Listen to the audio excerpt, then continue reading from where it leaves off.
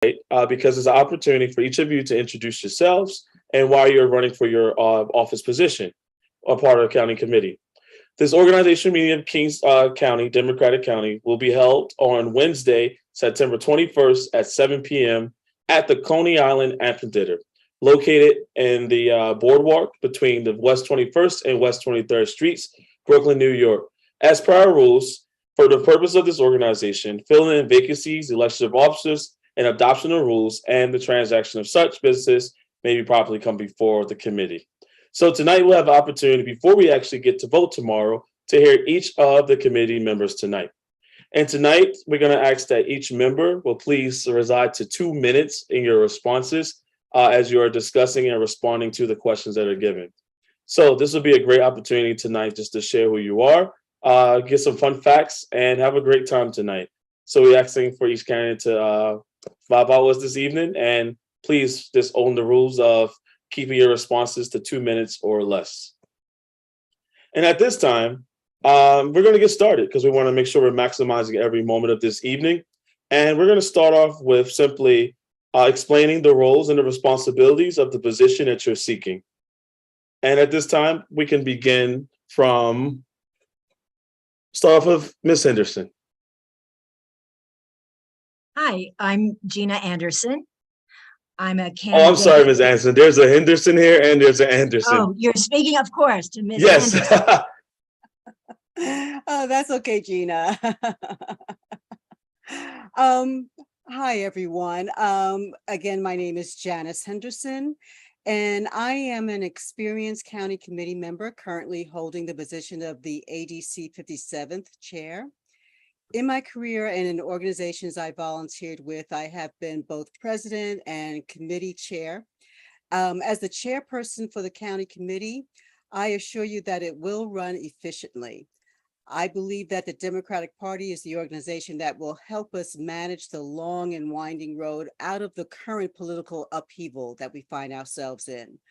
I am excited to run for the county committee chairperson to help guide and lead the Brooklyn community through this winding road. Thank Thank you. you so much. And we'll now go in order of what I've seen on my screen. We're going to start off with Mr. Campbell. Thank you. My name is Seamus Campbell. I am a county committee member going strong since 2014 from the 52nd Assembly District, first ED 8, and now it's an ED 14 with redistricting. I am a co-founder of the Brooklyn Young Democrats, the real one, going strong since 2010. I'm on the board of Independent Neighborhood Democrats, and I've held several positions in the Young Democrats local, state, and national levels. Also been a member of the DNC Disability Council. And of course, many people probably know I ran for Democratic State Committee / district leader this past June. Now, why am I running for treasurer? Very simply, more transparency. When we go and look actually at the filings that are on the county website, all you're seeing is big buckets. And then actually, if you look at the numbers that are given at the bottom for looking at the different accounts, they actually don't even match up what's on the BOE site. So you can't even see the one on the correct allocations. What I want to do is, and this is going to be very controversial, but I'm sure it'll come up later. I want to get rid of the housekeeping account, put it all into the campaign account, because I think that honestly, that's the one way that we can keep one set of books and everyone knows exactly what's going through without having to go through multiple different hoops and all of that. Thank you. Thank you, Mr. Campbell. And Gina Anderson. Hi, I'm Gina Anderson. I'm a candidate for Sergeant at Arms. The Sergeant at Arms assists the chair in keeping order at meetings and announces participants' names and assembly districts to the secretary when the roll is called. I've worked as a lawyer since 1980. I'm experienced in interpreting and explaining rules and keeping order by listening closely to what people are saying by giving them a chance to speak in an orderly way, and most of all, treating people respectfully. The last 10 years, I've been a volunteer advocate for education equity and mental health with nonprofits that center low-income, Black, Brown, and vulnerable communities, mainly the Alliance for Quality Education and NAMI NYC, the National Alliance for Mental Illness. I'm serving on county committee in AD 42 for my second term after winning contested elections in both. I love Brooklyn and Brooklynites, and that's all of you. Those who know me call me hardworking, honest, and fair. I promise to serve you well as Sergeant at Arms. Thank you. Thank you, Gina. Just want to transparent, if I mispronounce your name, please correct me so I can get it right. We're going to start off now with Emmett. Did I say that correctly, Emmett? That's right. Can you hear me all right? Yes, loud and clear. All right. Good evening, everybody, and thank you, Jermaine. I actually haven't had a chance to see you at a Brooklyn Young Democrats meeting before, but I hope you'll join us for the next one. My name is Emmett Sklar, and I'm running for first vice chair, and I want to bring the values and the experiences that I have as a lifelong Brooklynite and a current Young Democrat. And what I mean by that is pretty simple. I want to do something which I think is pretty uncontroversial, which is help the chair run meetings smoothly, because I think we need to be spending more time out there fighting back against Republicans who are trying to take away voting rights than squabbling in here in 13-hour meetings and the like. What I also want to do is make sure that we hear all voices, because in the most diverse borough of the most diverse city in the country, we need to make sure that as a party, we're empowering voices, not just to be heard, but to actually be listened to. And finally, what I want to do as vice chair is make sure that we as a party are focusing on the big issues and not being dragged down by folks who frankly embarrass the party. And what I mean by that is making sure that we as a party focus on taking on the Republicans in our borough who are trying to take congressional and Senate seats from us. And so we can't afford to have leadership that doesn't look like our borough. And so I'm proud to be in a diverse slate of candidates tonight, and I look forward to getting to hear all of your questions and getting to know y'all. Thank you. Thank you. And now we're going to go to TS.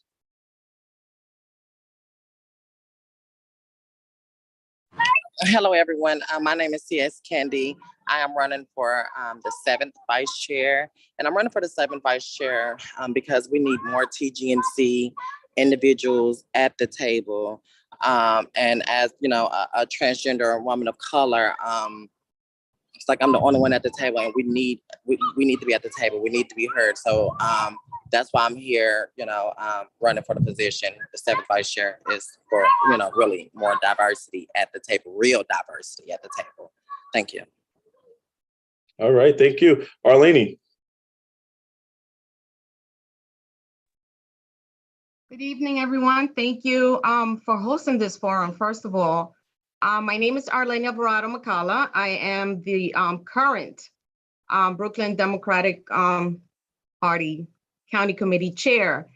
And I'm running for re-election because I like to continue to have that the opportunity to show on what it is that we can do together, which is what I've been doing for the past 2 years, especially in a tough time like it was during the pandemic.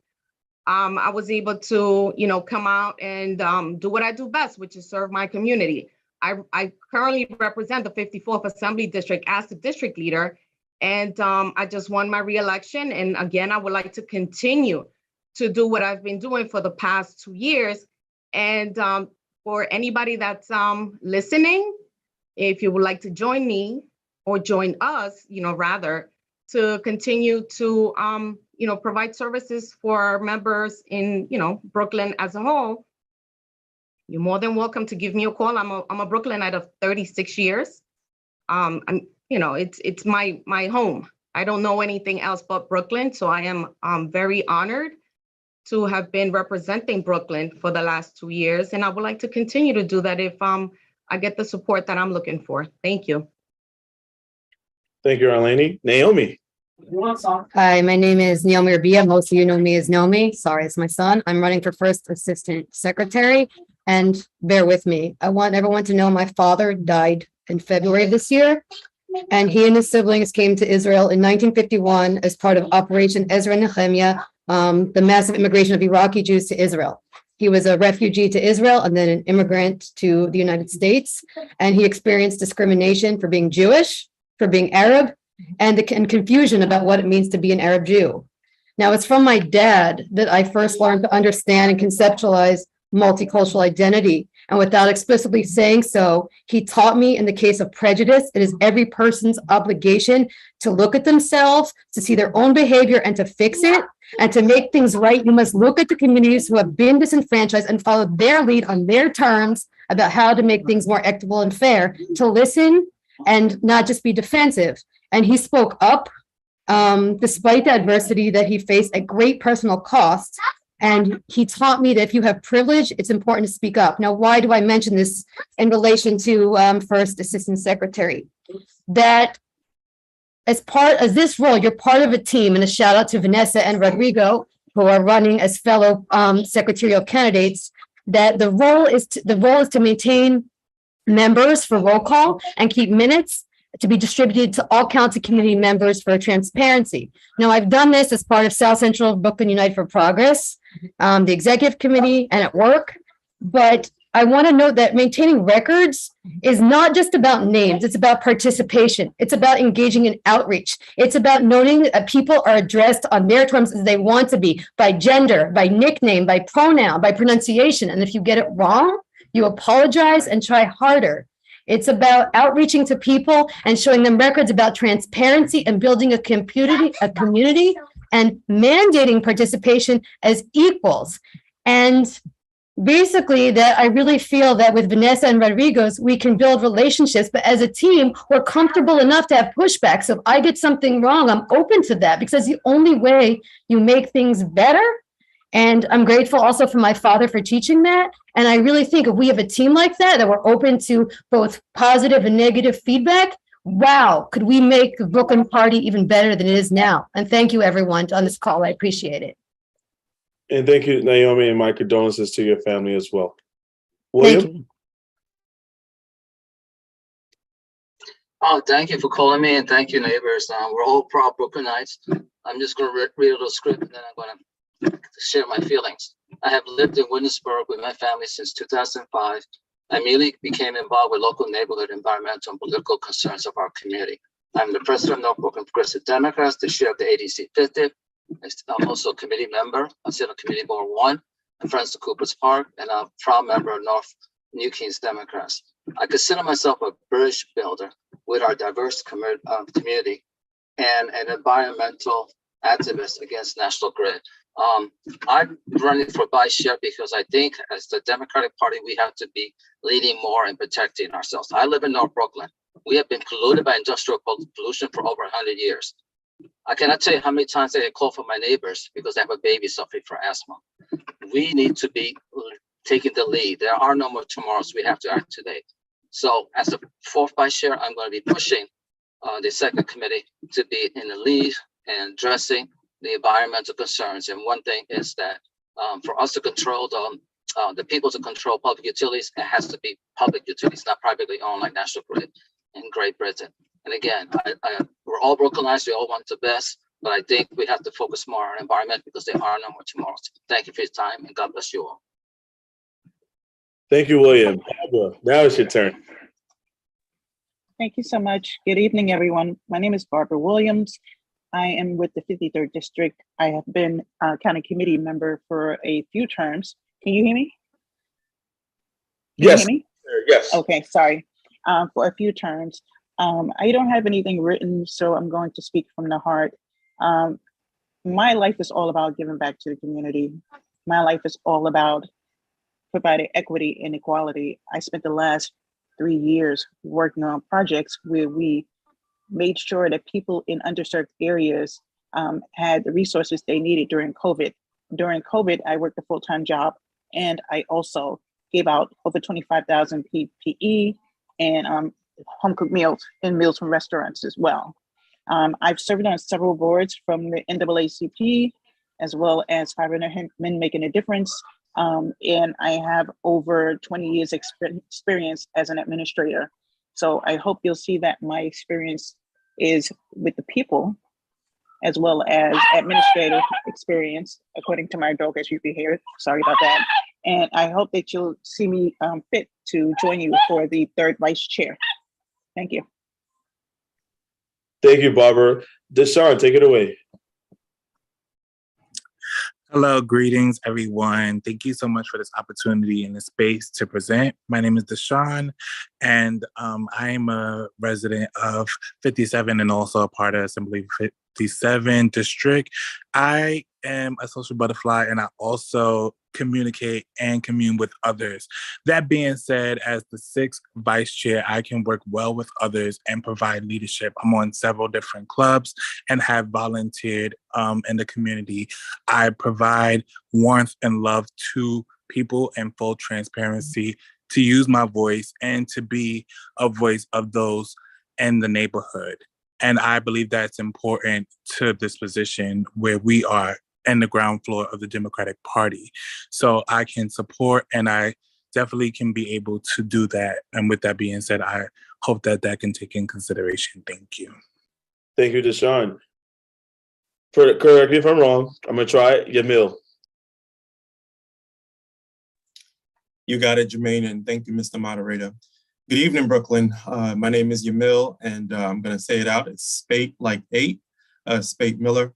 I live here in the 54th Assembly District. I currently serve as your 8th Vice Chair in Kings County.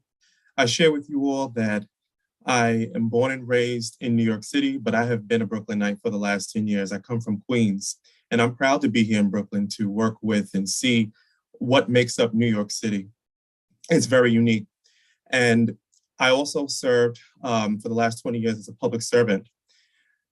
When I came to Brooklyn, what was important to me is hitting the ground. I started a block association, building with the community and teaching civility and partnerships. I'm looking for your support as I run as your assistant treasurer for the county. What's important to me in that role is accountability, transparency, and integrity, and operating in those 3 areas. What's very unique about me and the fact that me running for this role is that I also served in the New York State Tax Department. And it doesn't get any more integral than the New York State Tax Department. But in that, the county needs to make sure that people are accountable for the funds that are spent, the records and recording, as I heard, and that is what I'm looking to do. Also, in what I do here in Kings County is I write grants. I make sure that what I write for the community it adds up to what the community needs, but more importantly, goes right back to the funder to make sure that what was done correctly and it was integral and it actually served the people who walk through our county and call it Brooklyn. So I look forward to working with each and every one of you, and thank you again. And thank you. All right, Samia, please correct me if I've pronounced it wrong. Hi, everyone. My name is Sumaya Rumaim. I'm the founder of Union of Arab Women, which is a small political club in South Brooklyn, focusing in empowering Arab women and making sure that the Arab community are engaged in elections and doing more voter registration. I'm actually running for the seat because I want to bring my value and experience to support the Democrat Club, because I'm proud Democrat, and we want to get our, especially we are focusing in South Brooklyn, and we want to get our seat back. We had done so much work in 2018 to turn our district blue, but unfortunately we lost it again in 2020, but hopefully this year we're going to get it back. So that's why I'm running. I want to make sure that that I'm getting Arab community engaged. Thank you. Thank you. Great. Nancy. Nancy? Yes. My name is Nancy Tong, the 47 Assembly District Leader. I became the 47 Assembly District on 2014. And in 2020, I became the Executive Committee Secretary. One of my roles as the Secretary is to sign important documents as it relates to the county and the Board of Elections. I am also seeking re-election, and I hope to have everyone's support. Furthermore, I am the first Asian American elected official in Brooklyn. Currently, I facilitate workshops within the Asian American community to promote greater voter turnout in elections. I hope to collaborate with more groups and organizations to promote the importance of voting. If anyone needs me to facilitate a workshop on the importance of voting, please reach out to me and we can collaborate. In addition, I also speak to many people within the 47 Assembly District who reach out to me to confide to me their issues, and I assist them with finding solutions to their concerns. Thank you. Thank you, Nancy. Sabrina?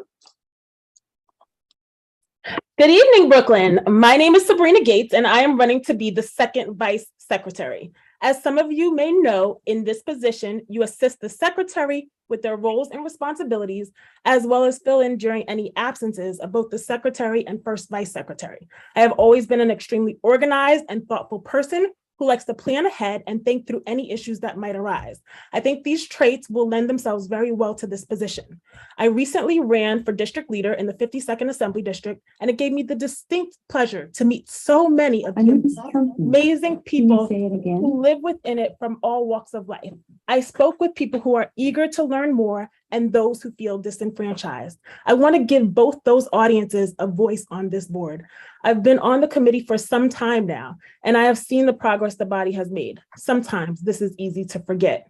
I am willing to get in the trenches, to show up and work to continue building momentum for our party, because that's what it is, our party, all of us. Thank you. Thank you, Sabrina. It is our party. Awesome. Let's go to Debbie. Did you say Debbie? Yes, I did. Awesome. Good evening, everyone. I am sorry, I am driving.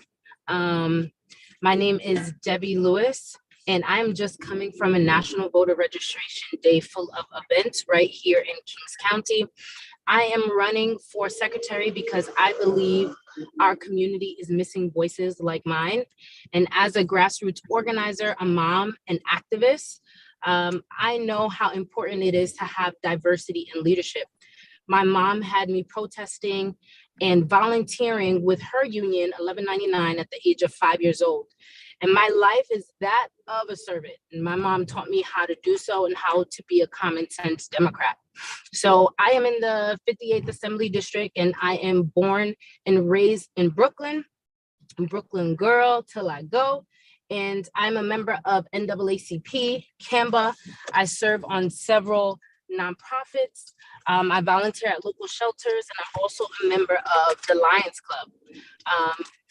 I also provide service to migrants and asylum seekers on a weekly basis, and I am the president of my block association. So long story short, I'm a hard worker, and I'm dedicated to the things that I do on a daily basis. Just as my mom taught me, I am teaching my daughter now as a first-time mom, living right here in Brooklyn. So for the past 2 years, I have been serving with the Civic Engagement Commission at LAC, which is a subcommittee helping to translate materials in multiple languages. And I believe that it's important that our elected officials in our city support the people who live here. And running for this seat as secretary, I know that this translates into building strength in our processes in Brooklyn, right here in New York. And like I echo the voices of those that came before me, I believe in 100% transparency and common sense Democrat moves. And so I'm asking for your support as I run for secretary. And last but not least, I just wanted to say my condolences to Naomi, and you're in my thoughts. Thank you, Jermaine. Thank you, Debbie. District Leader Henry Butler.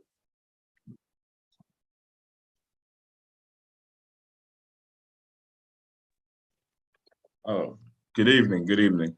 I apologize for the mask. I tested positive for COVID, so I am required to keep my mask on in the house. My name. You don't have to apologize no more. It's the norm now of the world. Right. Thank you. So my name is Henry L. Butler. I am the district leader for the 56th district, which covers Bedford-Stuyvesant and North Crown Heights. I am running for re-election as the vice chair of the Kings County Democratic Party. My background is I started off as a union organizer with my union, my previous union, TW Local 100, making sure members of my union were being registered to vote and making sure their voices were being heard. I am currently district manager of Brooklyn Community Board 3. I've been there for 8 years, and before that, I served as the chair of Community Board 3 as well. Member of the Brooklyn NAACP, where I was the former chair of the Labor Committee for the Brooklyn NAACP. I saw someone put into the chat asking what are the responsibilities of a district leader. So I usually break it down into 4 responsibilities. District leaders are, number 1, responsible for staffing the polling site within their district on election day and for early voting. Number 2, responsible for selecting polling sites within their district, making sure their sites are ADA accessible, making sure everyone has a fair opportunity to vote, making sure they're not disenfranchising the voters within their district, all voters within their district when it comes to selecting polling sites within their district. Number 3, we are responsible for vetting attorneys who are looking to be run for judge on the Democratic Party line, or those judges who are looking to move to Supreme. And the 4th responsibility is we serve as the liaison for the residents of the district to the legislative elected officials. So if you're having issues in your district and you're trying to reach your council member, or you're trying to reach the assembly member or your state senator or your congress member, it's the district leaders who have direct access to them, who are supposed to be your voices to those elected officials. That way, if you're not hearing from them, your district leaders will make sure your concerns are being addressed by them, whether it's through meetings or whether it's through directly having them come meet you directly. That are, to me, the 4 responsibilities of a district leader. As the county vice chair, one of the things we need to be looking at is making sure we are expanding voter turnout within Brooklyn. I know people always say we need voter registration. No, we need voter registration. We need voter education, but more importantly, we need voter participation. I'm gonna say that again, voter participation, because if you look at the turnout within Brooklyn, turnout particularly in communities of color, the turnout has been dropping and dropping steadily every year. So particularly in those off years where we need voter turnout to increase. So I'm once again running for re-election as the vice chair of the Kings County Democratic Party and hope to have everyone's support. Thank you so much. And thank you. And I believe that everyone had opportunity to share, introduce themselves. I'm not missing anyone. Yes, I am. Brad, you just joined. Brad, go for it. Brad Reed. Yeah, apologies. I had a train delay, and when you live as far deep in Brooklyn as I do, that means a very long trip home. Plus a mile walk from the subway because no bus came because it's no worries. Thank you for one of those days. Very happy to be here. I'm running for 6th vice chair of the county committee. I have been, I'm an attorney by trade, but I've been very active in local Democratic politics for probably about 15 years now down here in the Sheepshead Bay, Marine Park area. In a previous time, I'd worked for local council member Lou Fiddler on his staff and was a part of his Democratic club for as long as from the day I walked in and met him until his passing. And after his passing, I was honored to fill the vacancy as district leader and have done that for several years since then. And the Democratic Party, particularly in this part of Brooklyn, I knock on a door and I say, hi, I'm a Democrat, and people, start to close the door and you have to talk to them and say, hold on, let me tell you about, all the good things that we can do, we have done, we want to do. And it is getting tougher and tougher in parts of Brooklyn. And I think it's very important that my neighbors' voices be heard and that also we find a way to speak to them. And I really, want to be able to be a bridge, be a voice in both directions. And I think it was Debbie Lewis was saying as I was signing on, just a personal thing that matters a lot to me happens to be language access. It's something I've worked on in a different capacity for a number of years, and especially down in this part of Brooklyn. Thanks. down in this part of Brooklyn, a lot of Russian speakers, a little bit over a lot of Haitian Creole speakers, who I've seen at the poll site struggling when there weren't translators, and being able to assist voters is one of the prime duties, both as a district leader, but also as a party. And I really want to work to stress those going forward. So thank you very much. And thank you, Brad. And thank you to each of the candidates tonight just introduced themselves. Tonight, I heard community, teamwork, diversity, voter turnout from each and every one of you. And that's what the Democratic Party is all about, coming together as one and working together as one. And in a moment now, we're going to discuss our district involvement and what do we have been doing in our communities. And there'll be opportunity for each of you to share out to the audience tonight with that. So as you all know, the Democratic Party is extremely and incredibly diverse, and we pride ourselves on being a grassroots organization where change happens at a local level. We want every Brooklynite to feel welcome and inspired to get involved. With 21 assembly districts, there are lots of enacting local change. Can you please give us a brief breakdown of your assembly district and what initiatives you have done to improve the lives of Brooklynites in it? And we're going to start off with Ms. Henderson. Okay, well, thank you for coming to me with that question. I have been, as I mentioned earlier, I've been the chair of the Assembly District Committee for the 57th. And so being part of the chair, I have worked with the subcommittees in order to do community outreach. So we've done quite a bit. We've done election education for some of our community. We've reached out to some of the immigrants in our area. So we've been doing quite a bit in that particular area. The thing that I would like to have happen more so between the ADCs and the county committee is to have more communication. For instance, if the county committee has some type of event happening in our ADC, then we should know about it so that we can enhance and help out with those types of events. And that hasn't been happening. So as, again, communication between the two groups, we are sort of in the middle, the ADCs are in the middle, and to reach out to our community itself. So that's one of the things I like to have happen, to have more communication, because it's not happening now. When I became the ADC chair, no one reached out to me from the county committee. I doubt if they've reached out to the other county committees, which is the 44th, the 52nd, the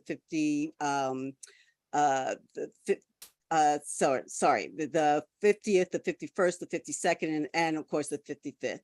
57th. So no communication between us, and we are the organizations in that we can reach out to our different communities in order to even help more with elections, with voting rights, with voting for our individual constituency, and that hasn't happened. So my community, my work has been with the ADC 57 and getting that running and getting that the events happening within the ADC 57. Thank you, Ms. Henderson. Mr. Campbell. Could you repeat the question, please? Yes, absolutely. With the 21 assembly districts, can you just give us a breakdown of your initiatives you have done to improve the lives of Brooklynites? Sure, thank you. A lot of it, I think, just comes down to my participation. As I said in my beginning, I helped start the Brooklyn Young Democrats, and for the past decade, they have been going strong with knocking on doors, making calls, texting, going into other states, and also helping to elect Democrats up and down the ballot, which, you know, we have finally had in 2018, a blue wave that actually helped us take back the legislature. And look at what we got. We got basically no excuse absentee voting. We have early voting. We have codified abortion rights. We have stronger protections for the LGBTQ plus community. And so therefore I think that by that same sort of participation that also I've done within other levels of Democratic politics, it has actually made things better and has taught our community why the Democratic Party is best for it. Now, also, I've done a lot of work in terms of accessibility. I am someone with an invisible disability. I was the former chair of the National Young Democrats Disability Caucus and on the DNC Disability Council. So there I had to also basically evangelize on things that the party is doing to help people with disabilities, as well as also things that are happening locally that I can help on the strong, larger level. So one thing heavily that I've actually just recently joined the Voting Accessibility Advisory Committee for the New York City Board of Elections. So one of the things I've been doing is trying to tell people about basically mobile voting spots at nursing homes, but also telling people about, or the Board of Elections about various issues. Like there was one person I heard of who at John Jay High School, the wheelchair lift actually broke down. So their daughter was stuck there. They had to call the fire department, which basically they did nothing. And so therefore it's just trying to show then what the issues are, and then just trying to talk to the local elected officials and other city and state government leaders that can actually help try to fix these issues. Thank you, Mr. Campbell. Right on time. Ms. Anderson. Thank you, Jermaine. I live in Flatbush in the 42nd AD. During the pandemic, I volunteered with Maya Wiley and colleagues for Flatbush Thrives. That was an effort that contacted very small local businesses to help them, direct them to get PPP loans and other support for small businesses in the Flatbush community. Sometimes these were like 2-chair beauty salons and barbershops, and that was a lot of outreach. Regarding education equity, I have been working with parents, mostly mothers of color in this local district, education district, to basically get better funding for public education. Everybody knows how the students and the teachers and the schools have suffered during the pandemic. And the most recent thing I've done is Mayor Adams has cut the budget, particularly for education. And the parents I work with and I have been bringing, especially through the Alliance for Quality Education, tremendous pressure to get the mayor to restore the money that he cut from the budget for our public schools, because we think that regardless whatever zip code the students live in, they deserve the highest quality education. With regard to mental health, I also work with the NAMI organization, and NAMI is deeply involved in mental health access in the community. There is still a lot of stigma, a lot of difficulty with the police for people who suffer from mental illness. And the group I work with, NAMI, has tremendous supports, and I'm an advocate for that. I think that I won't go on, but I love this district, I love this community, and if you ask me for help, I will come through. Thank you, Ms. Anderson. Emmett. Thank you. Well, Brooklyn, like so many people have said, is my home, and the neighborhoods of the 44th Assembly District truly raised me. And the city took my family in when fleeing pogroms and persecution. They sought asylum in this very city. And it's been the privilege of my life over the last few weeks to help secure for the asylum seekers of this generation housing in shelters, making sure that their children are in our DOE public schools. That's part of my job, working for a tenants' rights attorney. And it's something that I take very personally, because at the end of the day, politics is personal. And I hope to bring my experience working not only with folks in my assembly district in the 44th, where I'm a member of the community board, where I serve as the youngest member the youngest trustee in the history of the Park Slope Civic Council, but I also hope to take my experience throughout Brooklyn. You know, growing up, my father owned a small business, and it's been a privilege to work with a business improvement district to make sure that our small business owners who suffered so much during the COVID pandemic are able to truly thrive in an environment and in a borough that's changed so much. I want to make sure that we can build upon the work that I've done around language access in our party to make sure not only that the systems that are in place in the Brooklyn Democratic Party continue to improve, but that they truly serve everybody, not just the folks that have historically held power in this borough. And so my experience will inform my work as first vice chair, and I hope to bring it all to bear if I have the honor of serving in that position. Thanks. Thank you. TS? Yes, as a candidate that lives in the 58th district, I, as TS Candy, is the executive director of Black Trans Nation. We have done, and what we are currently doing is a Love Where You Live. Love Where You Live is basically where we basically go throughout the 58 district and we're doing sanitation. There's a lot of trash that's on the streets, and we're have our trash bags, and we as in community and members that lives in this particular area, we give them a stipend to come out with us to basically clean the neighborhood. So that's one thing that we're doing in the neighborhood, which is basically there's a lot of homelessness that's going on in these particular neighborhoods as well, sleeping outside and things of that nature. So what I do is I use them individuals for things around the neighborhood, like, making sure that they're registered to vote, making sure they're telling their friends.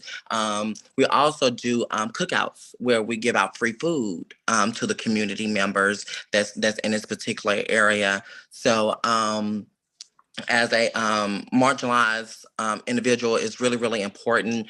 We also been giving out PPE, over here in this area to all the individuals out here and giving them some information on what is city council, what is assembly, because these individuals really, really, really don't know. So making sure that we educate them on what is actually happening around them. And I yield the floor. Thank you.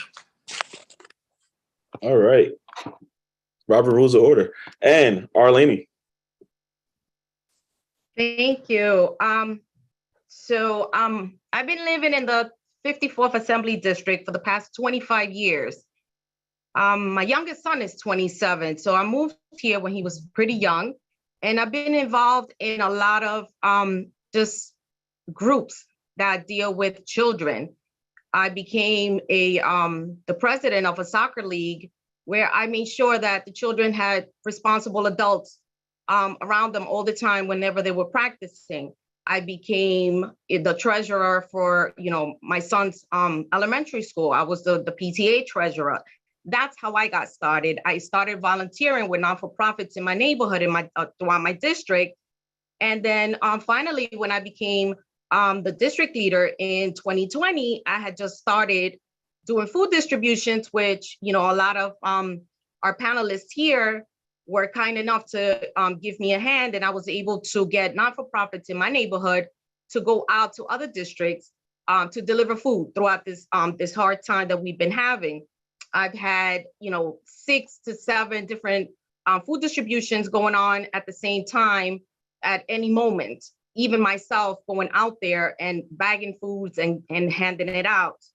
I've been, as the chair for the county committee, I've been able to do, events, even if it was Zoom events, so that we can let our county members and just Brooklyn as a whole, what it is that we can do, what is it that we do as Brooklynites. We bring awareness as to what's going on out there. We give a sense of belonging to Brooklynites. I don't care if you just moved here 3 days ago or three years ago, 30 years ago. We're all Brooklynites, and you have a place here. You have a place with us. And so many different things that I've been trying to do that it's been hard. As a district leader, we don't have funding. We have to fundraise at a time like COVID. there's really no way that we can do that, but a little bit at a time. So we don't have a lot of funding, but whatever we can do, we do it, and we do it from the heart. But we do have to reach out to everyone that can help us. You know, sometimes we reach out to each other as district leaders for that support, and that's something that we have been able to do. You know, I reach out to the 56th, to the 55th, to the 60th, you know, to the 43rd. So to me, it doesn't matter. And that's what I bring to the table. I want to make sure that we all work as unity. I've been saying it from the beginning, and that's what I've been practicing from the beginning. It's about bringing unity to Brooklynites. And I hope that, you know, I'm able to continue to do that. I've proven that that's what I come with, you know, with unity in my back and in front of me and by my side. So I'm hoping that you all can see that and, you know, join me in actually being unified in Brooklyn. The Democratic Party needs unity, and we need to stand together. Thank you. Thank you so much. We're now going to have Debbie go, and then we're going to have Democratic leader Rajneesh Bishad share out a few words for us.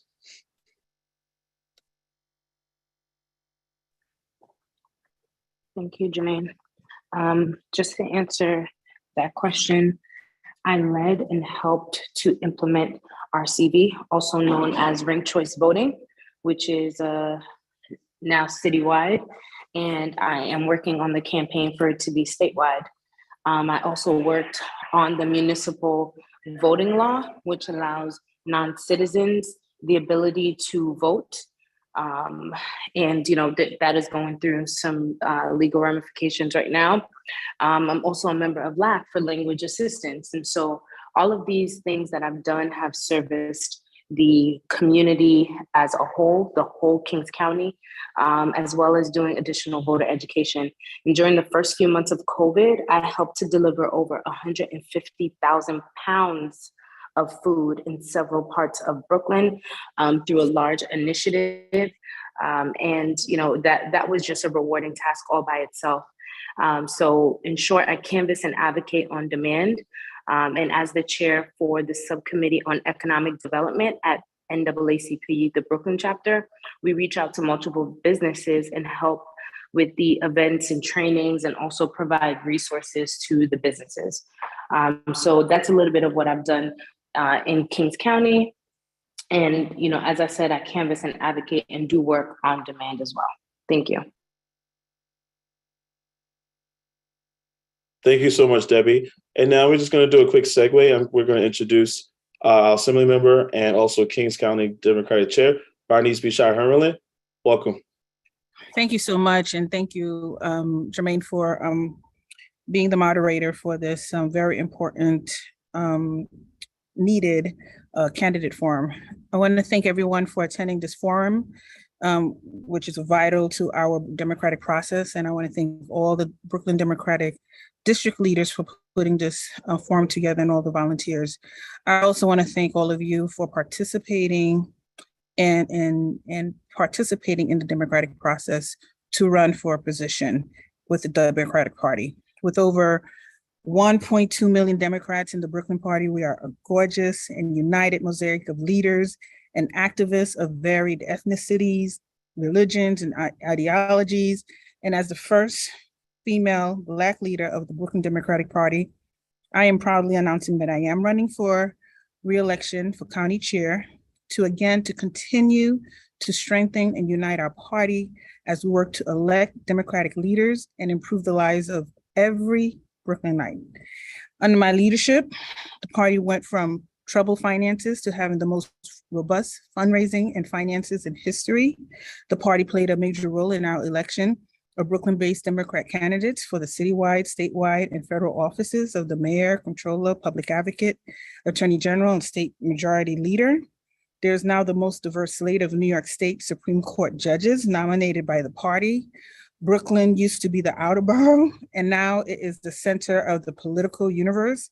And that is a responsibility I do not take lightly as the county chair. With all the responsibilities I face as a Democratic leader for the largest county, including taking a full-time course load at Brooklyn law, writing and passing legislation in the assembly, all while pregnant, some ask, why am I running? And it's because this is a historical chance to enact historical change as the largest county party in the US. And with the gun restrictions, abortion rights, voting rights, and more on the chopping block across the United States, I need to keep the party united to fight issues that will affect the entire future of our nation. And as a law student, it is my sworn duty to ensure this sweeping change to build back Brooklyn better is done with utmost transparency and by the books. I am proud to have the support of colleagues both in Brooklyn, Albany, and across the nation that have attended all of our events. And most importantly, I can feel my baby right now kicking in support. We will continue to relentlessly focus on improving and uplifting the lives of all Brooklynites. Nothing will get in the way of our united Brooklyn democracy. Again, I thank all of you for attending and participating in the democratic process. I want to thank all the volunteers, our district leaders, our young Dems, Jermaine, for putting this together, and remind everyone to come tomorrow to our organizational meeting and vote. I promise it will be short, it won't be 21 hours, and this time a much more efficient process. Thank you so much, and have a good night, everyone. Thank you, Assembly Member. And for the sake of time, I know everyone did not get to answer the first question, so just going to switch it up just a little bit. So I'm going to have the second half answer this question first, and then we're going to go from there. So we're going to reverse, so everyone will still have an opportunity to share out. The question I'm about to ask is very similar to the first question, but just slightly different. For this question is that pretty much future improvements. If you're elected, what positive changes would you like to enact for the party over your 2-year term if elected? Once again, what positive changes would you like to enact for the party over your 2-year term? And we're going to ask if you can briefly answer that question as concise as possible. We're going to start off with Barbara. Thank you so much. I've been doing a lot of work when it comes to equality and cultural equity within my district. One of the things I would like to do is to show other people within my community that they can be part of this great thing we have here. So many people aren't educated about the process, what it means to be part of county committee. And we can start doing that, and we can actually bring up new generations so that we can create the future that we want to have with our young kids. Thank you. Thank you, Barbara, for modeling straight to the point and concise. Love it. Great. We're going to take it now to Brad. Just when I had a whole answer worked out for the first one. The two things that jump to mind, the first is the thing I mentioned earlier, which is language access. And there's actually a lot that the party can do. The Board of Elections doesn't fill out all the interpreter slots. They do not have enough interpreters for most languages. I mean, particularly locally, I know Chinese is very short. Working with the many communities of Brooklyn and trying to find more people to fill those roles to make sure that voters have access to interpreters that they might need, and also just to expand the number of languages that the Board of Elections itself covers, not just the city program, would be absolutely tremendous. I have more ideas, but you said concise, so I'll stick to that one. Beautiful. And we'll have opportunity to ask more questions in a moment. Sabrina. Thank you, Brad. Hi. So let's see, where do I start?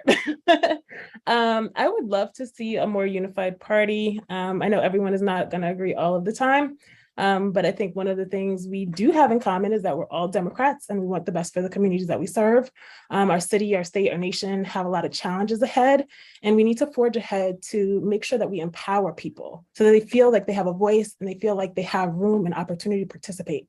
I want to see us help provide resources to get all of our assembly districts organized, hold more unified events. I'm not sure if everyone is familiar, but during MLK Day, the party did have a program where different clubs participated, and I know ours did a food drive along with another club, and that was great. And I would love to see us have more of those types of events. I would love to see us have club forums where different club leaders can meet each other and share best practices. and also provide training for people to get involved in different areas of the party. I most recently did T3 training that the Democratic Party offers, and I think that it offers a lot of skills that would be beneficial to a lot of people who are eager to learn. And so that's about it. Thank you, Sabrina. Nancy.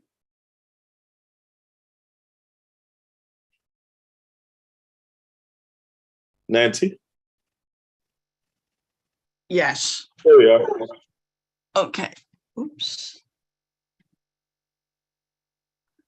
Okay, what I want to see changes is in the 47 Assembly District is where I live, I've been there for 18 years, and that I see they're very diverse and a lot of people that do not speak English.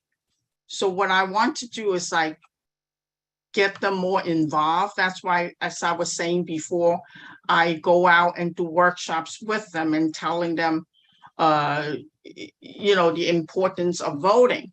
And we also have a neighborhood team where I am involved with the assemblyman. And what we do is like we do with our neighborhood, we do cleanups. And also we have projects like they were trying to build 2 homeless shelters in our area where there is schools and senior center there. So that's what we are working on. And we, as a matter of fact, on Thursday, we will be having another Zoom meeting about the homeless shelter. The shelter does not help the homeless. You know, they need professional help. So that's what we are doing in our neighborhood. And also merchants, there are a lot of problems with the merchants, people going in, stealing. So that's what we're trying to educate people what they should be doing. And when I first came to Bensonhurst 18 years ago, I was a volunteer. And with my volunteer work, I met the assemblyman. Then I was working in his office and I realized I really like politics. So I entered politics. That's how I all got started. And I really love what I do. And I like to advocate for the people. And I wanted it to be more diverse so that minority will have a say on the table. Thank you. Thank you, Nancy. We're going to keep it moving. Deshaun. Hi, thank you.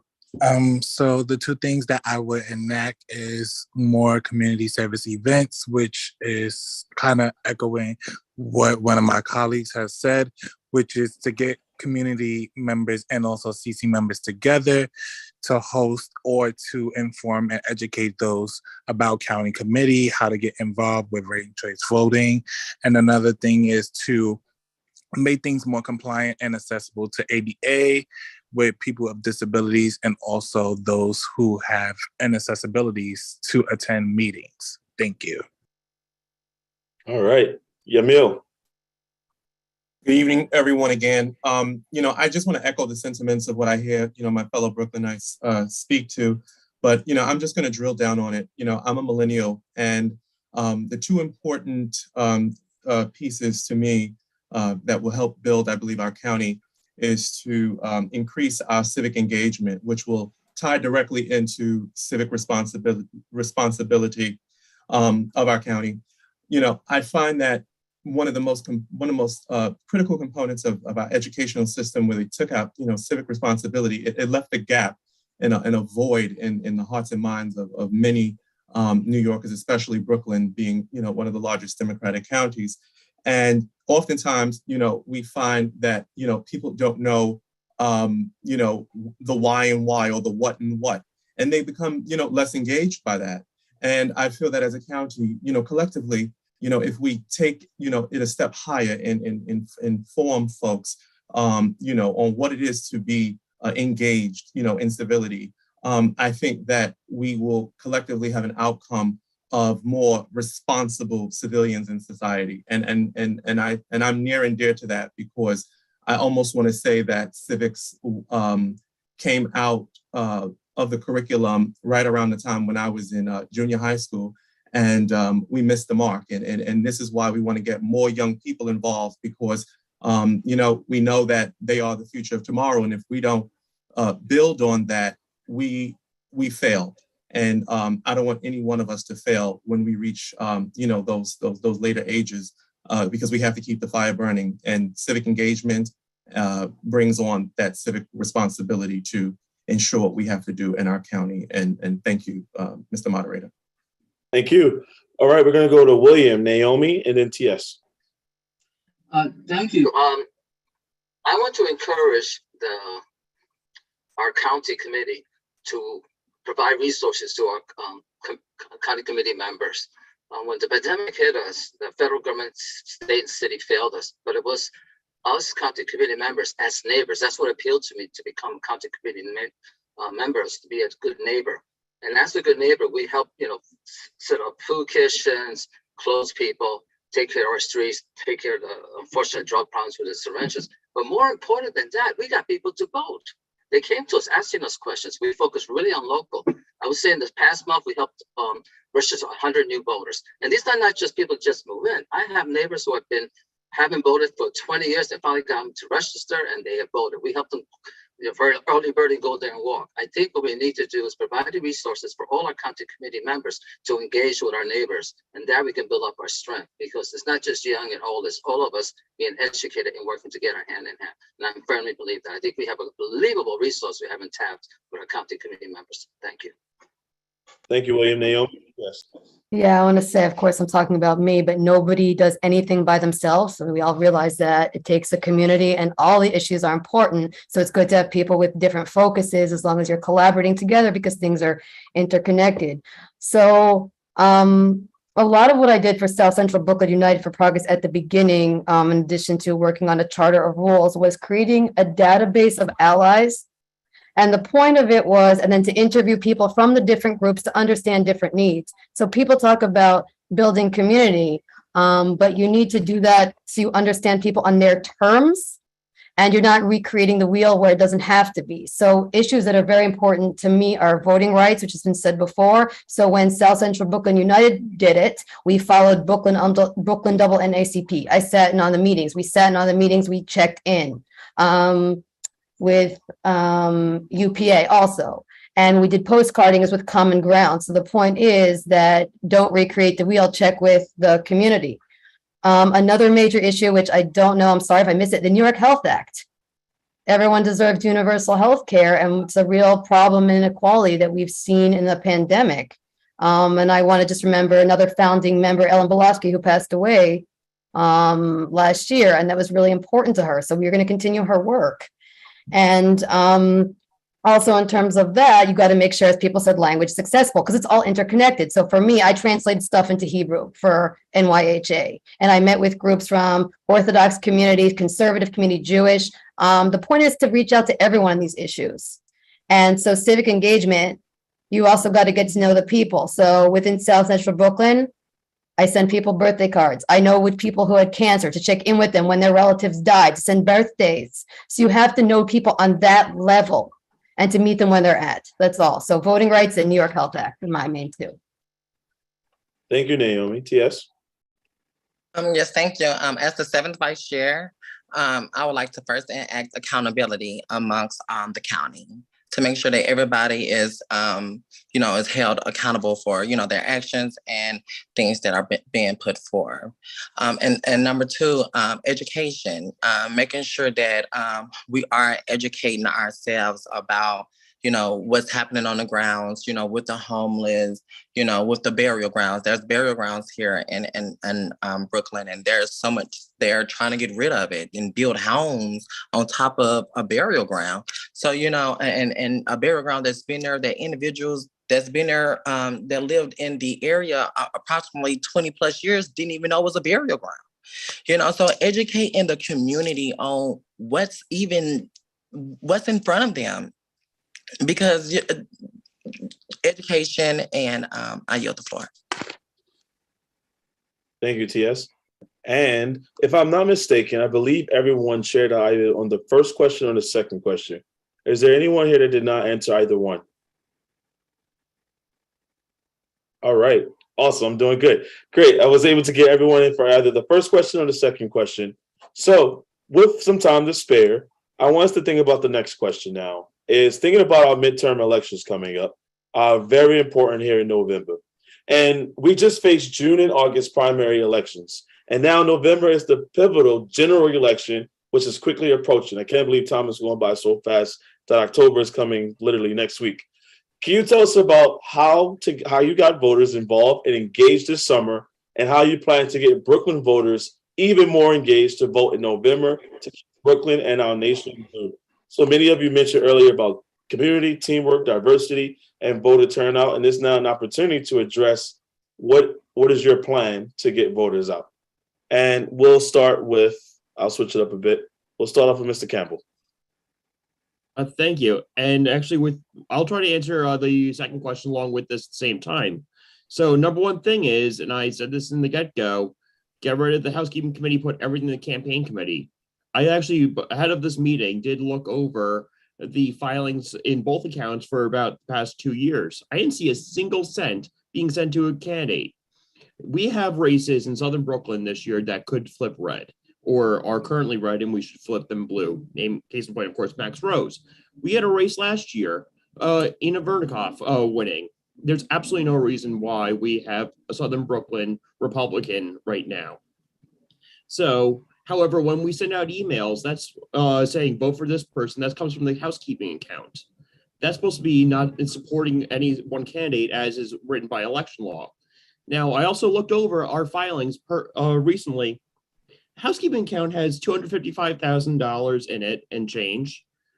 Campaigns committee, just $2,900. There's absolutely no reason why. And fun fact for you, both of them are listed as King County Democratic County Committee. So when you write a check, you don't know which way it's going. So when when our donors are donating to this party, they don't know if it's actually going to be helping candidates.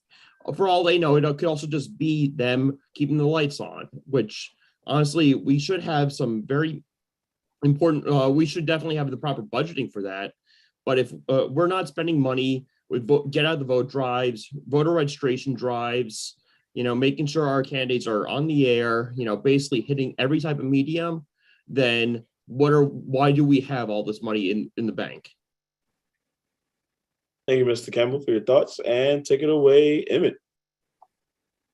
Sure. Well, I think it starts with showing up. And I think that means, for one, leading by example. And so I have to note that we're running for a position that meets when the county committee meets once a year. And so if folks on this call want the job so bad, I think they ought to support the common sense reforms that bring back 2 meetings a year. And I can't help but note, speaking of showing up, that some of the folks who are running on this slate did not show up tonight. Now, I'm not talking about the folks who didn't hear that this meeting was happening until the last 12 hours. I'm talking about the folks who haven't bothered to show up and answer questions. I think we need to lead by example if we want people to come to the polls in some of the key races, not only in Brooklyn, but around the city and around the country. Now, I think there are a couple other things we can do as well to make sure that folks come out, and that starts with meeting them where they're at. We need county committee meetings and party meetings that are near subway stops, accessible public transportation, because we know in a city that runs on public transportation, we are excluding every single person who doesn't have a car or motor vehicle when we meet in inaccessible locations.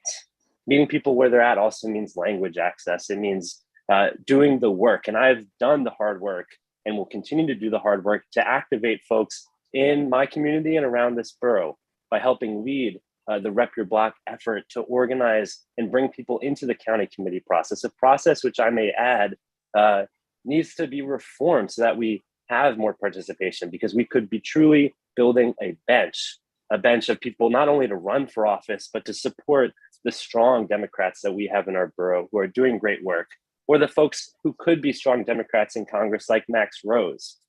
I really appreciate the opportunity to talk about some of these common sense reforms. And I can't wait for the November elections when we're going to, take back some of these red seats in South Brooklyn. Thank you, Emmett, for sharing. And we're going to now go to Gina. Thank you, Jermaine.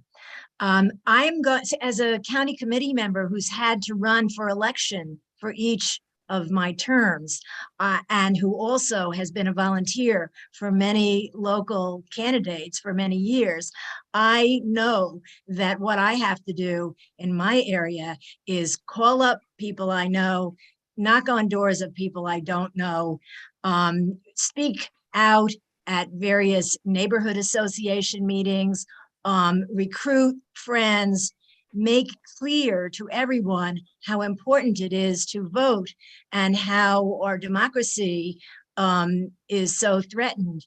And all these things are important, whether we're talking at the most local level up to the highest level. I would also like to say that in order for us to really engage voters, we have to make a better impression. We, as the Brooklyn Democratic Party, have to make a better impression on voters. Right now, what many voters see is conflict. They've heard about 13-hour meetings. Some of the things that Emmett said, I have to confirm. I think these create a very negative image of what politics, voting, and the Democratic Party in Brooklyn is about. So I think we have to really engage people at the level of service to the community, to our democracy, and we all have to. It's one thing to say that we are united. It's another thing to really, whether it be in small groups, to talk out problems and to make ourselves a model of community mediation, discussion, and give and take, so that it's not a question of different sides. It's really people, neighbors, community members, officials talking to each other to get out our communities to vote. Thank you. Thank you. And we're going to go to TS, then we're going to go to Sabrina. Yeah, so but this was my first time running on the ballot, so it was very interesting. I was really, really nervous. So what I did was I started in my building, and people that know me, knocking on their doors, telling them what I was running for county committees, which some of them didn't know what that was. They just know that, hey, I've been getting a green slip all week, I've just been signing. So, I was able to really have that conversation with them. And then not only that, then it was word of mouth. It's like 4 Democrats in the house. So they like, okay, well, we all going to go vote for you, So, and then not only that, I do a lot of work on the street and, walking up to people and giving them, cards. It was due to me looking like them, dressed like them, it was just like, oh my goodness, I can go, to the next building and have a conversation with a county committee member, about our housing, about, the pipes, though, we had a roof's been falling in lately over here in this area. So, being able to go to the city councilwoman and assemblywoman and like, hey, we need to do a rally out here in front of this office because, there's too many tenants, in need of help. So,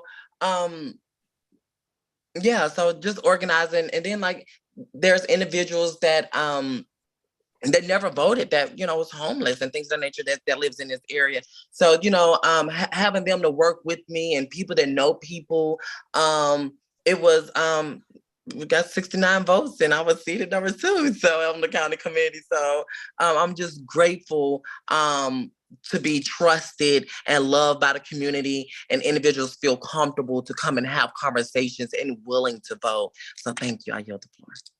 Thank you, Sabrina and Debbie.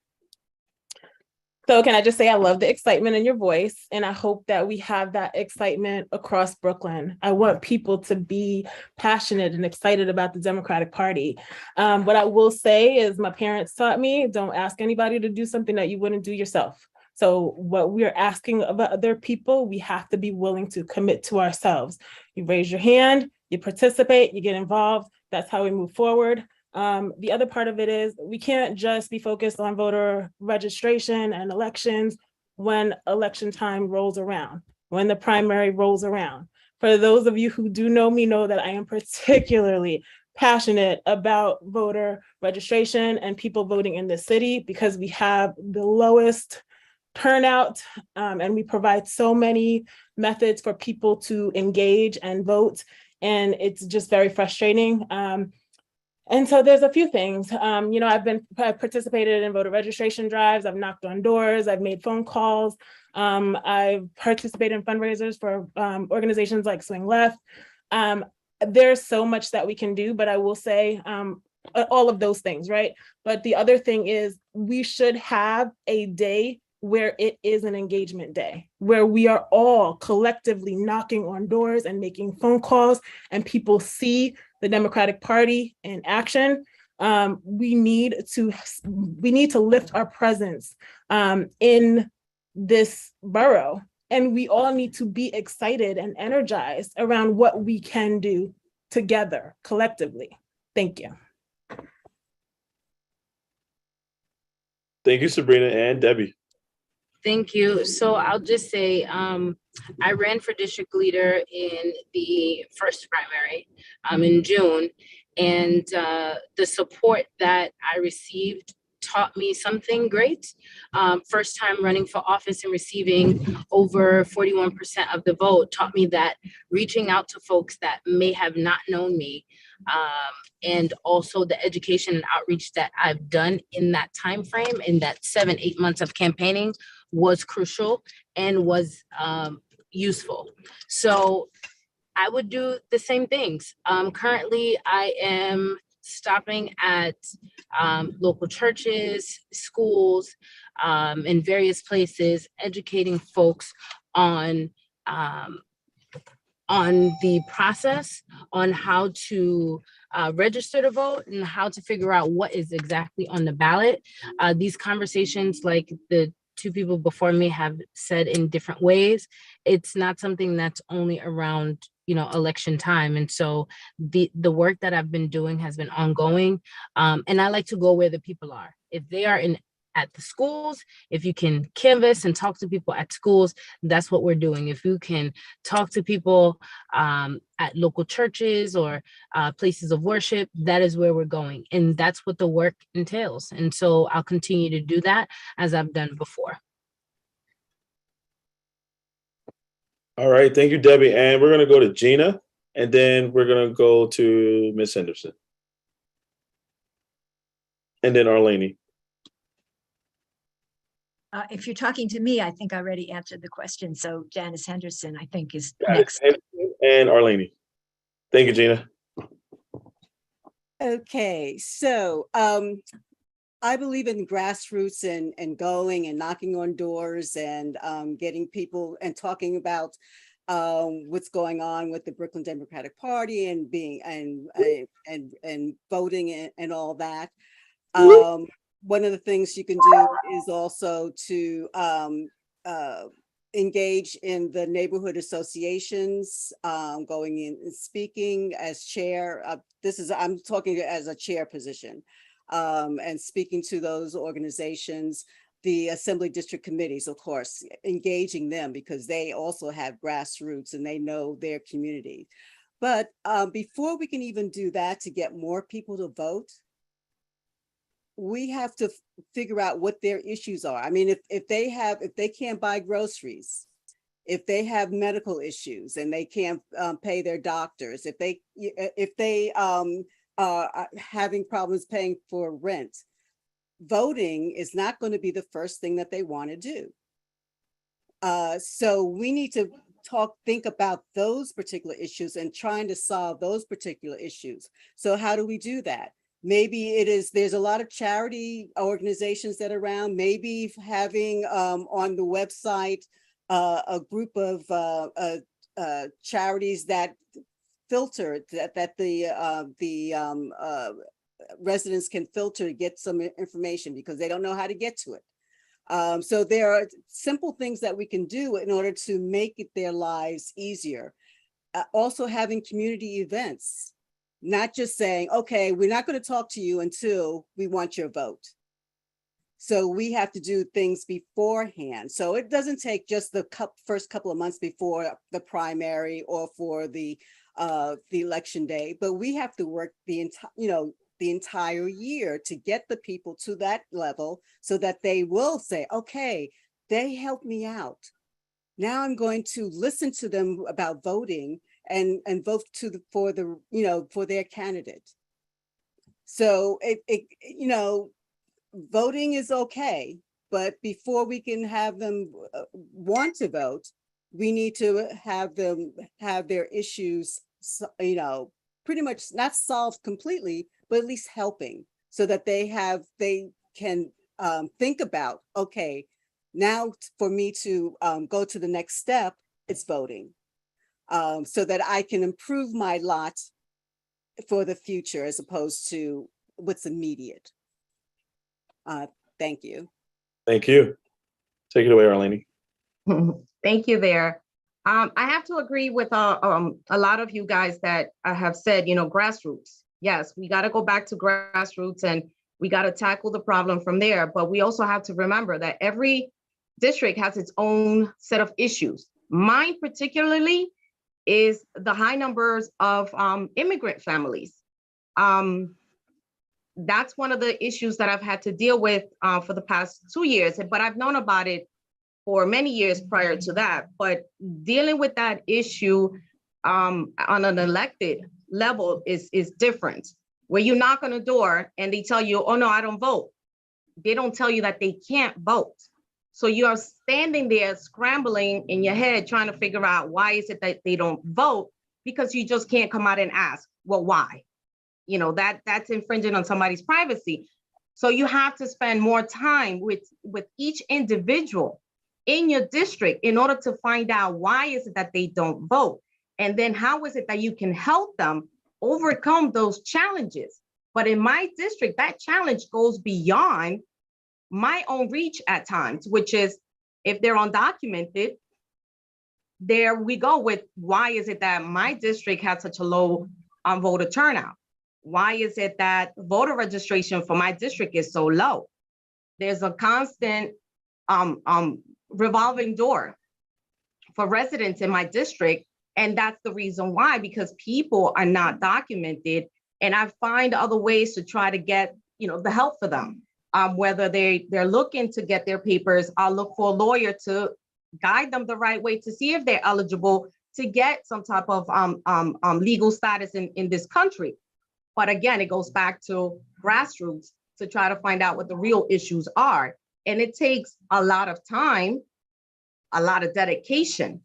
And if you can unite, because it goes again, unity with other districts that may have the same problems, we may have the solution between 2 and 3 different district leaders to bring about not-for-profits to help us tackle those issues. So grassroots unity to find out how is it that we can help those that cannot vote now, but are potential voters in the very near future.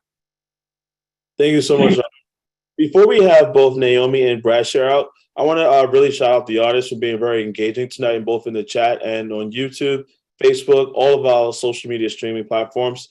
In a moment, when we close out, we're going to have a few questions coming from the audience. And we ask that each member will please use, audience member will please use the Q&A tab on Zoom.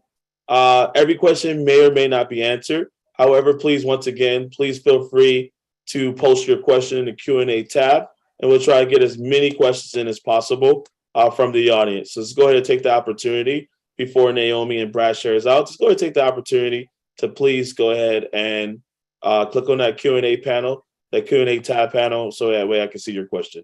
Thank you so much. And we're going to now pass it over to Naomi, followed by Brad. Sure. Most of, what I would say people have already said about, different grassroots things you can do as groups, but the bottom line, it comes down to personal relationships. One of the things I like most about Census of Brooklyn Unite for Progress is that I individually email people before each meeting and at the end, and I get to know them and develop a relationship. So we're developing a relationship all the time, and I put it in the database with records for assistant secretary. But so it's not just out of the blue about voting rights. Definitely when it comes about issues like New York Health Act, we can talk about voting then, but it's also the small things. What coffee do you like? Let's sneak it in there. And now, as a result, I'm surprised, and I guess I shouldn't be. People contact me about who I should vote for. They don't know about the judges, the more obscure things that aren't as well known. And it's really about all year, the interpersonal over the issues, but also the minor stuff. My kid leaves his applesauce on the floor. Well, appreciate the time now and he's 6, so there's little things. There's times to weave it in there. That's all. Thank you. Thank you, Naomi.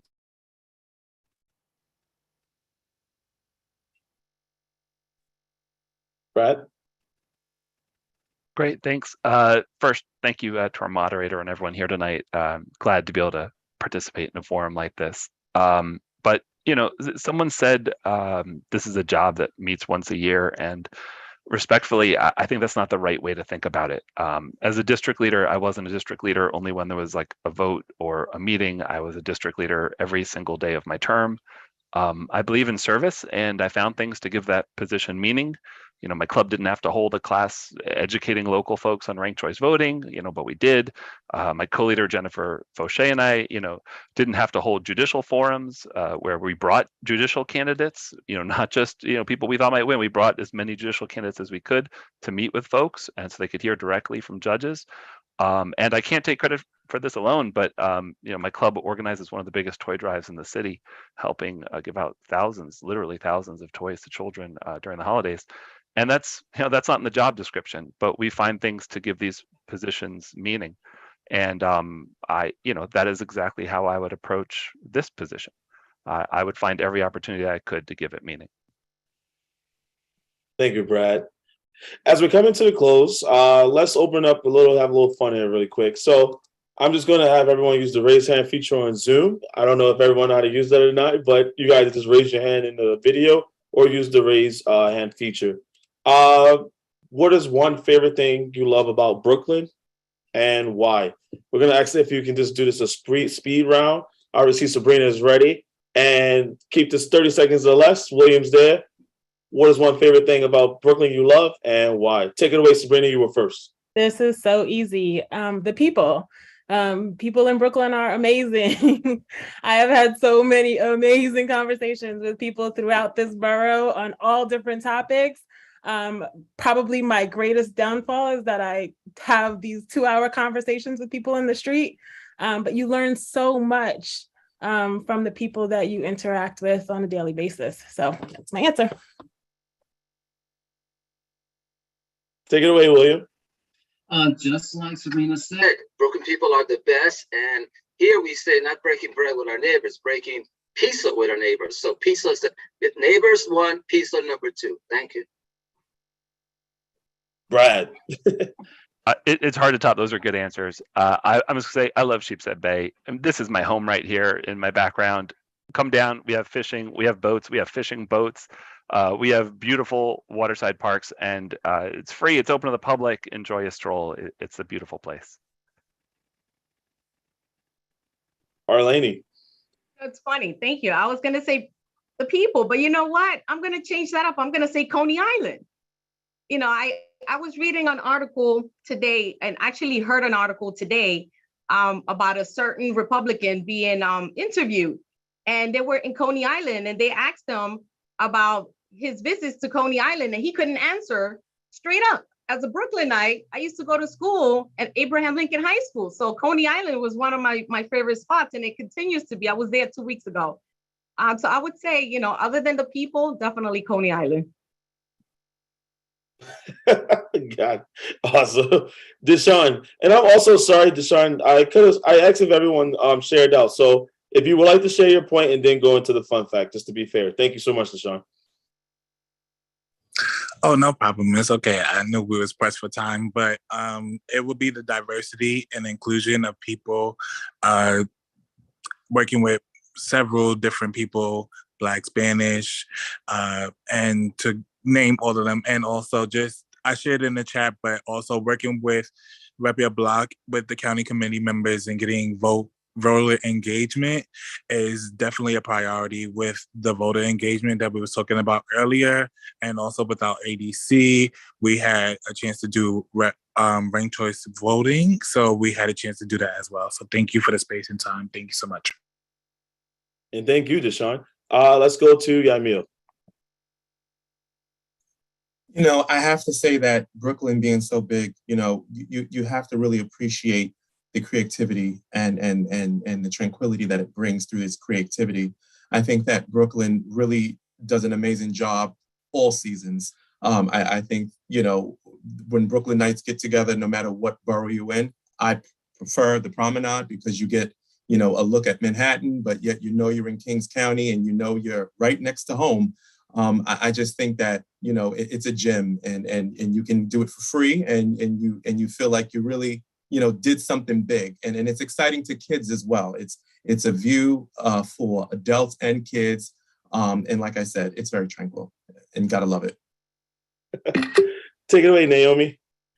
Languages.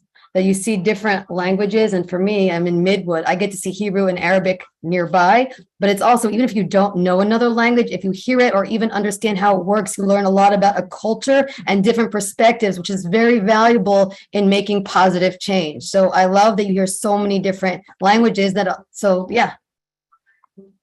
That's all. Thanks. Awesome. TS. Yes, I agree.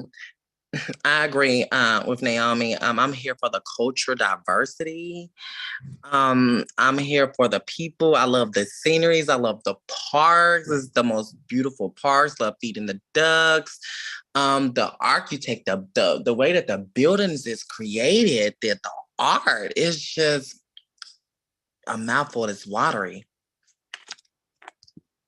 Brooklyn it is. Take it away, Emmett.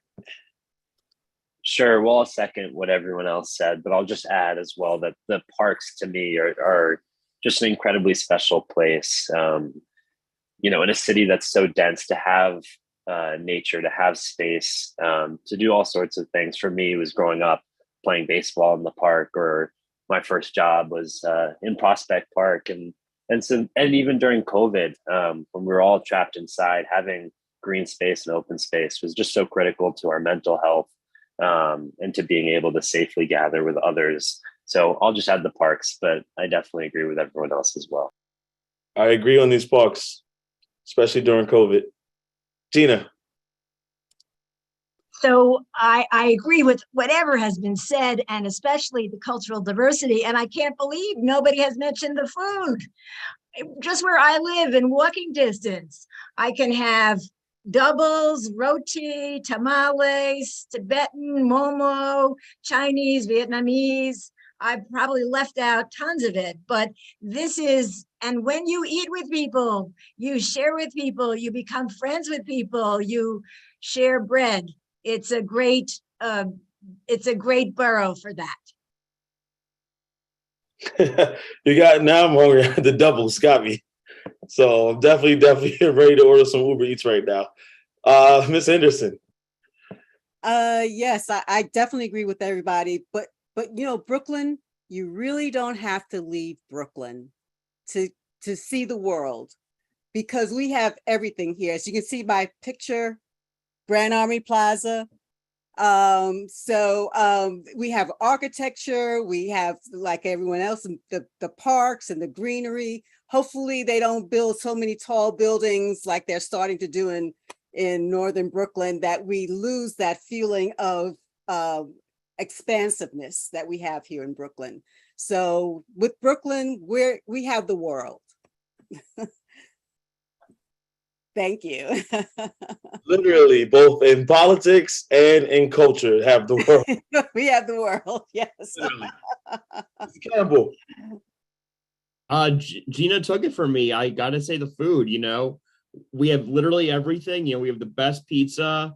One of my favorite places to order in from has Chinese and Mexican, which is a great one. You have your craving going on. And just the night after next, my parents and I are celebrating my mom's birthday at Peter Luger's. We'll probably have junior cheesecake afterward. You can never go wrong with Junior's cheesecake, a forever classic. Debbie, take it away. I am going to second all of the candidates and say, the diversity and the different things that you can find. But what I love about Brooklyn is that every block is not the same. And so you can find literally everything anywhere. But one of the things I gawk over every morning is the school drop-offs. I think it's the cutest, most interesting thing ever. It doesn't happen the same way in every city. In the other larger cities, you'll see a lot of buses, but just, you know, in the smaller schools and the daycares and how the community binds together in the morning, you'll see tons of caretakers, parents coming together and communing on the corners. I think it's just an amazing thing. So, yep, that's what I love about Brooklyn. One love, we always do love everything that we do here. And look, being in this city is magical.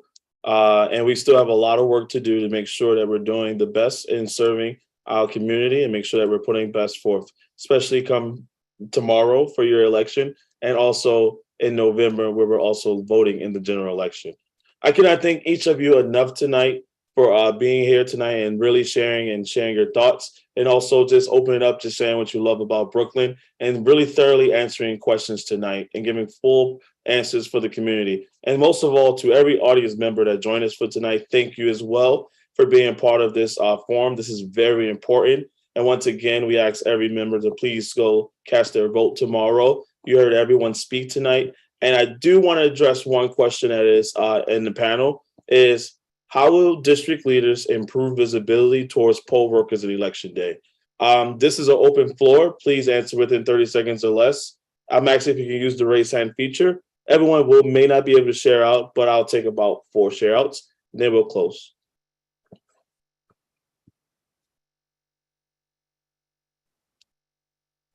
I mean, I'll jump in as a recent district leader. I mean, my co-leader and I, you know, Jennifer, our tradition on election days, and even before Jennifer and I were co-leaders, is we went to every poll site we could, you know, introducing ourselves, partly to see that the election was going okay, that there were no major problems, the BMD was working, you know, they have all the supplies they need, and partly just to say hi, you know, here's who we are, you know, let us know if you need anything, if we can help.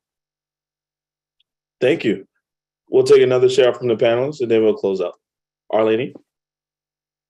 Yes, thank you. So as a district leader, what I also do is that I personally meet poll workers. If you go around in my district into my poll sites, they will tell you they have my telephone number. All of them have my telephone number. I tell them to share my number if they have any issues, to please give me a call. You know, if they want to be changed from one site to another, give me a call. I'll make it happen.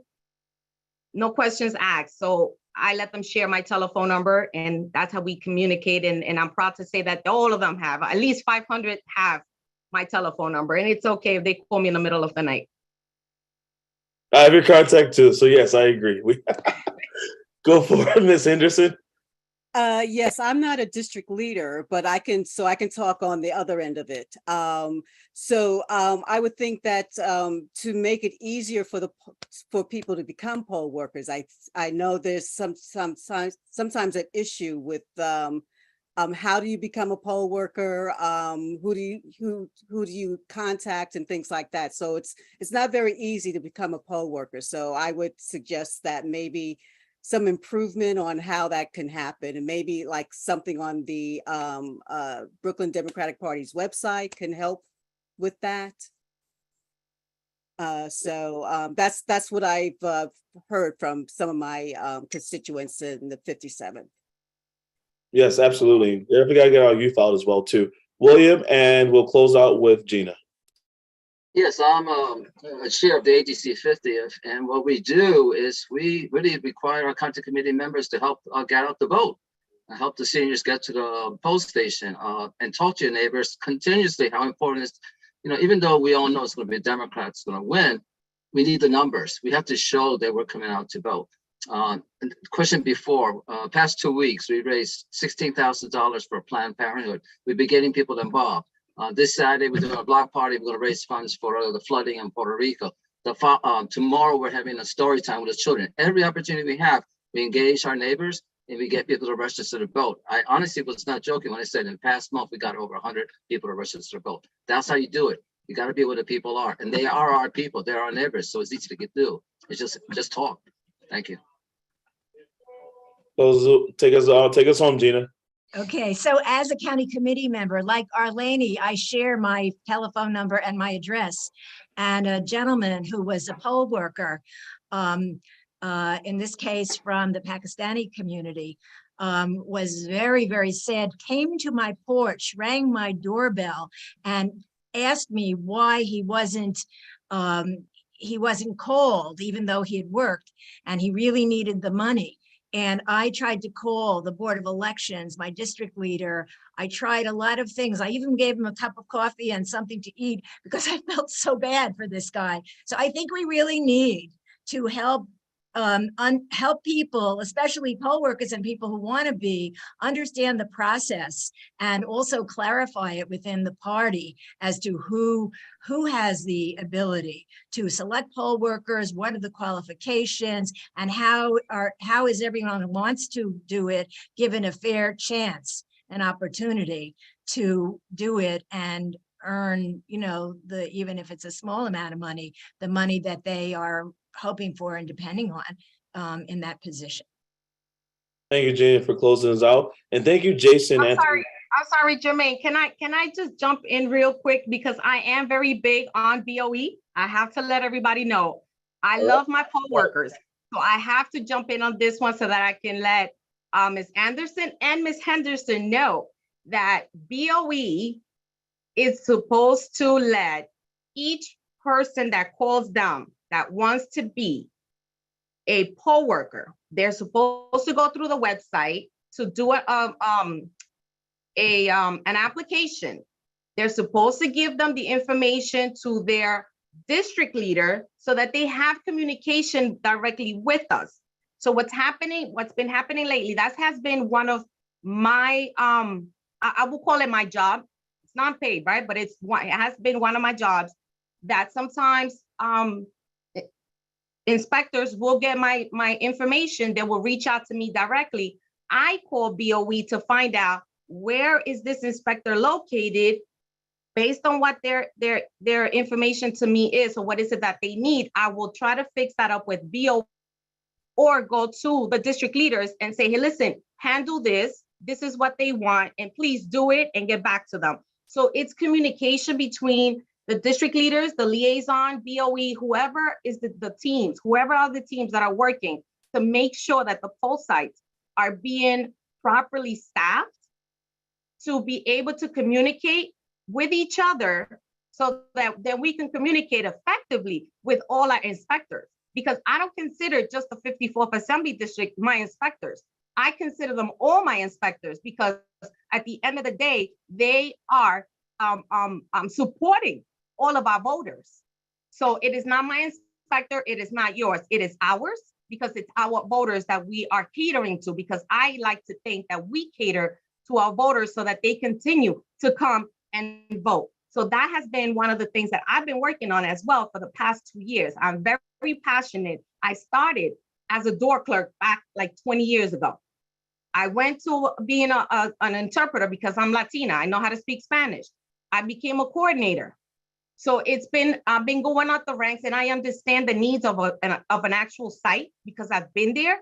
So being on this end, I'm also able to facilitate on how a site's supposed to run effectively. So not only am I leading my district in that sense, but I'm trying to come out of the district lines so that Brooklyn operates the same way in every site that we have out in Brooklyn. So again, it goes back to what I've been saying from the first time I ran, unity. So you guys want to join me? We can do this together.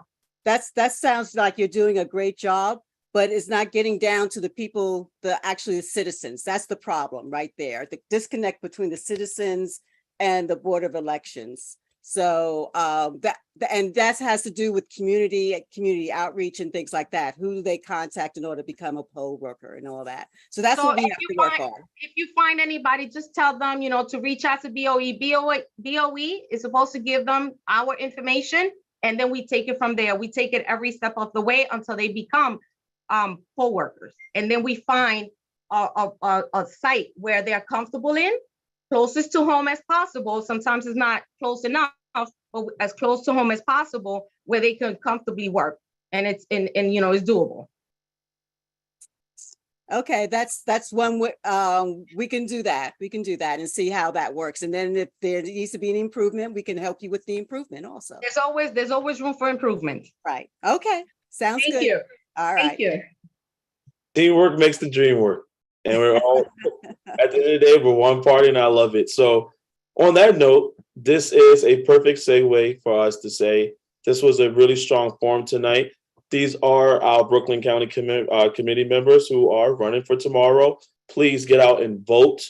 And if you have any further questions or suggestions, please reach out to any of the candidates who are here on this screen. And also, we want to really thank our back end team for making sure that this happens tonight, to our media team, is also for making the flyers, the communication, everyone that was involved to make tonight special. Thank you, everyone. No technology did not fail us tonight. So thank you, everyone, for having those perfect microphones and being on camera. And it goes to show you that the day and age has changed, that we're able to have this community forum virtually. And hopefully soon we can all see each other in person as well, hold these type of forums. So again, we're going to end on time. And thank you so much to the audience and to the panelists for making this a very informative night. May everyone please have a great evening. Bye-bye, everyone. Thank you. Thank you. Good night, everyone. Thank you. See you guys soon. Thank you and good night. Good night. Night. Good night.